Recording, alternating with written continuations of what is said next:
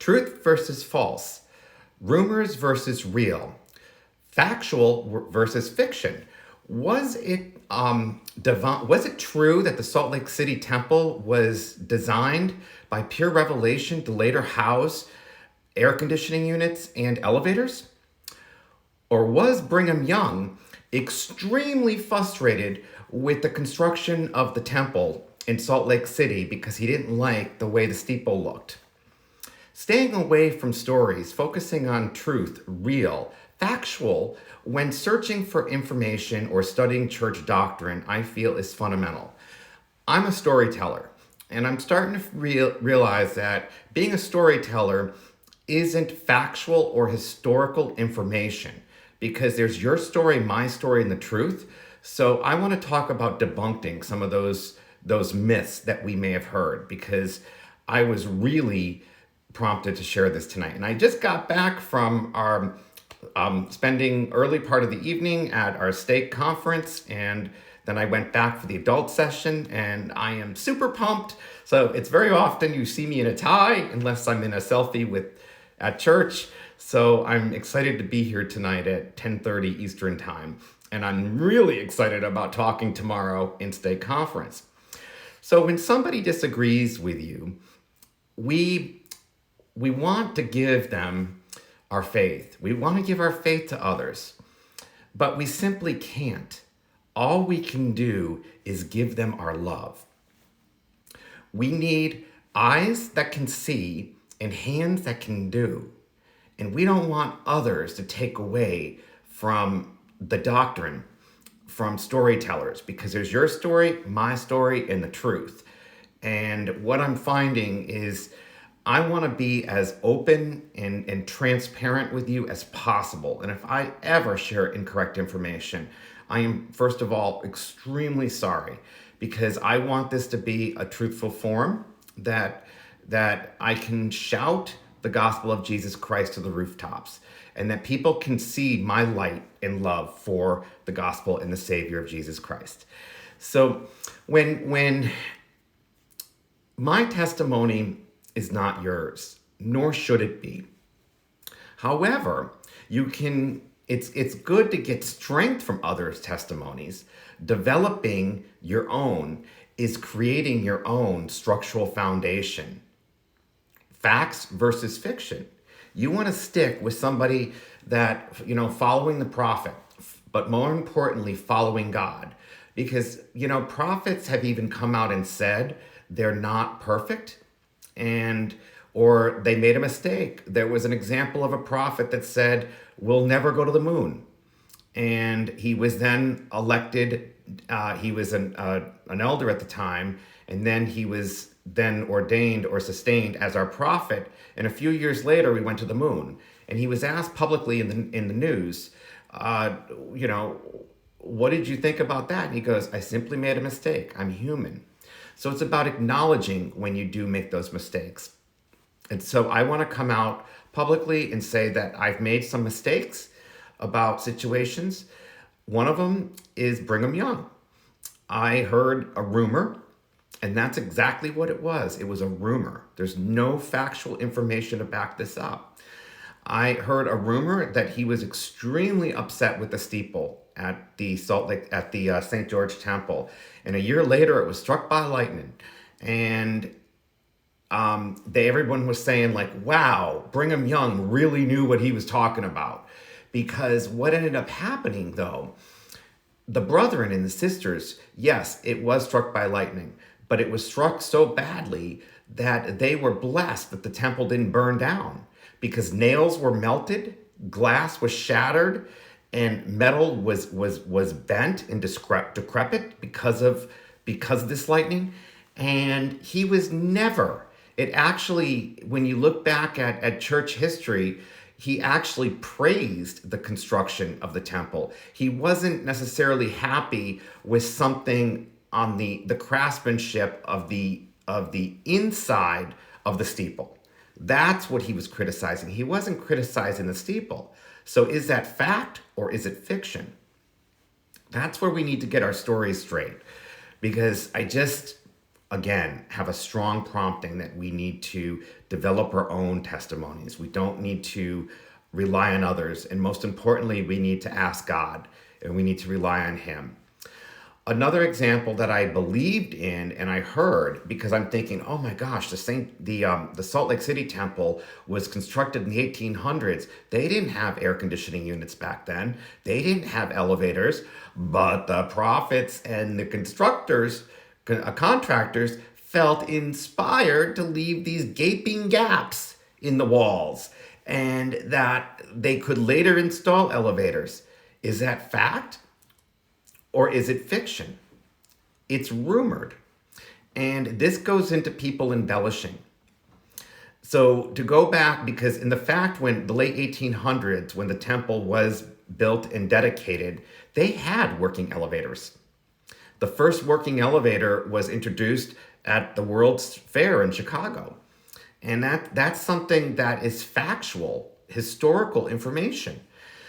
So when we go back to Brigham Young's story with him being upset about the steeple in St. George, that is whenever somebody says, oh, that Brigham Young must have really been onto something, that's an embellishment to a story, which is what reporters like to do. They like to sensationalize, or they're keen for debating and disagreeing and creating a negative and a positive to the hot news story. So things get debunked a lot. And I want to focus on factual. So when we go back to the Salt Lake City temple and its construction, I was wrong to say that wow, that was divine inspiration from the prophet, or that was,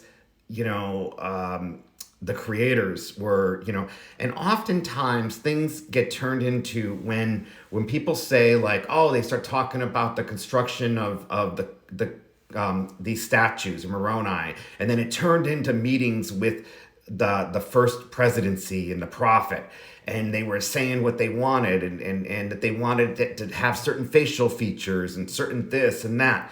Those are often stories. And there's nothing wrong with stories, but it doesn't depict actual information. So when people pick and choose what they feel about our church, they need to ask God. And we can act as a vessel. Like I said earlier, we want to share, we want to give our testimony to that person because we're so passionate about the gospel. But we can't. We can just love them and we can point them in the right direction to find, is it fact or is it fiction? So I would love to get to your questions about this, and I can't wait for this to be posted as IGTV and read the comments underneath it because I learn so much from all of you. I really do. And let's see here. Maybe I should do this from my iPad instead. But I like to wave to everybody. Don't know what waving is, but it's something that I guess it's fun to do, is you guys get a little clapping hands across your screen and to show that I love and care for each and every one of you. So who is excited? Tomorrow night, I'm going to share my talk that I did and prepared for our stake conference. And I will not share it before because it hasn't happened yet. And it's not fair. I have even my stake president follows me on here. I can't be sharing that when he asks me to speak. That wouldn't be fair because it needs to be saved for stake conference. Okay, so now that I waved to everybody that's still on, let me get to, I love all of your hearts flying by, your comments here. Okay, just bear with me. If you have any comments or suggestions, please let me know. And then our friend, let me start at the top because then I'll get lost. Hey, Ben from Idaho. You're awesome, by the way. And then, okay, so this is, okay. I wish I could find questions easier. My friend Colleen, holler, Colleen Lowell. You'll do great tomorrow on your talk. XOXO, yes, give them your love. Love that, holler. So, let's see here. And thank you, Colleen. My friend Ben.Wilson 85 says, "What? Wow, prophets aren't perfect." No, we're not. We're not. I mean, we're not. I am not a prophet. Oh no, I don't want that responsibility. Trust me, I am just Dennis. So, and then he also goes, "You have got to be kidding me." Oh, well. So, thank you for your humor, Ben. You're always appreciated.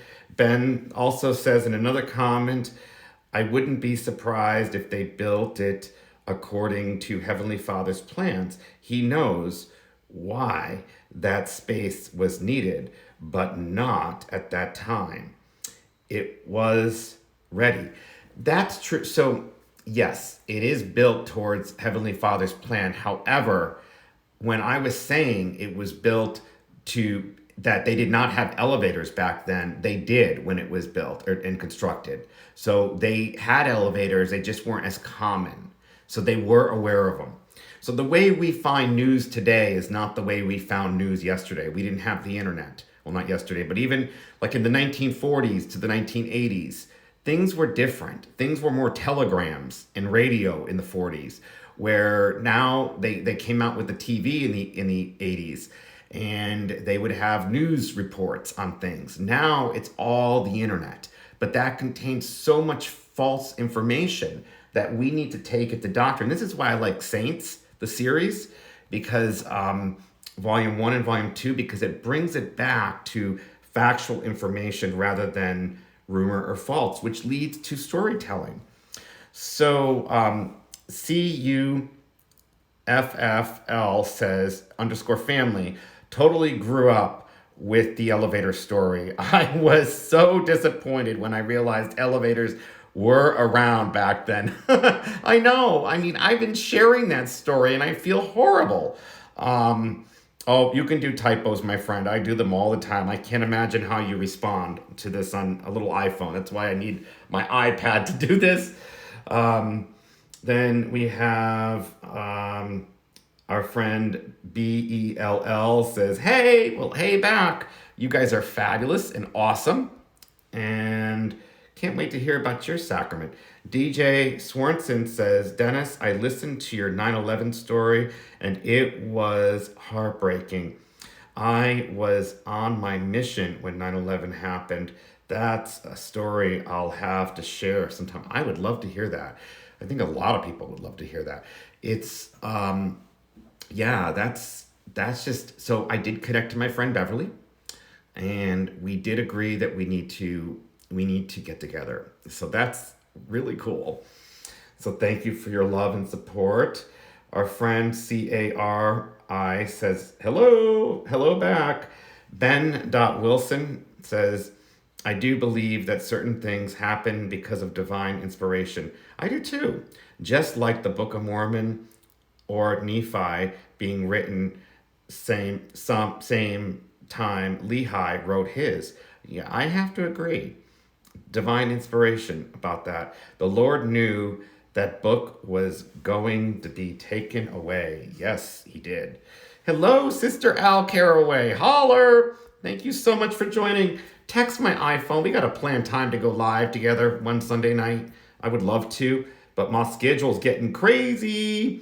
And even my iPhone, I still have like 17 or 20 unread text on it from even a week ago. And I just, if I can't get to it, I won't open it because then it will get lost and buried. So Al, text my iPhone and I will open it and we'll schedule a date to go live together. I'm sure everyone would love to hear you. Then we have Shell_REM. "Okay, I've been dying to ask you, where did holler come from?" That's just a Dennis thing, okay? I am like, everybody knows me as going holler. It's like, I always loved me some cows, because that was my revelation when I was discriminating against Al Caraway, because I go, I don't want to read about some tattooed woman. I'm scared of needles. And who joined the church. And now Al is like an amazing friend, and she wrote the foreword to my first book. So holler. Oh, my holler's squeaky. I gotta go drink some lemon juice because I'm speaking tomorrow. I love it when you say it, but just curious why. So I pray I answered your question as to where holler comes from. It's just a dentist thing. I guess it's my signature. Everybody has it.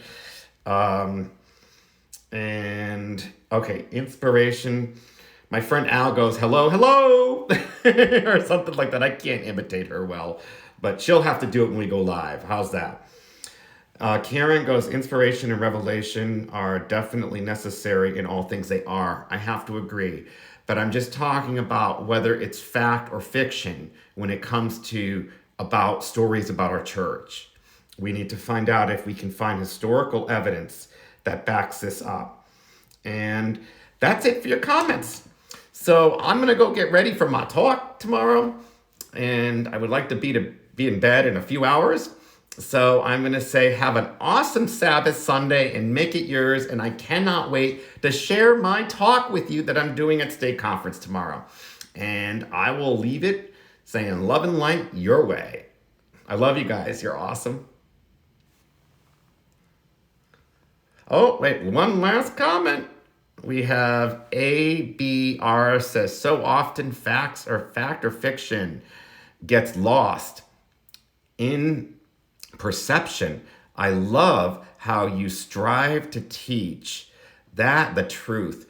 And that just came to me the last couple of days because I'm just feeling that in the latter days, we need to have the correct information because I don't want to be a storyteller, although I am, and I'm sure I'll mess up, but it happens. So love you guys and have an awesome Sabbath. See you tomorrow.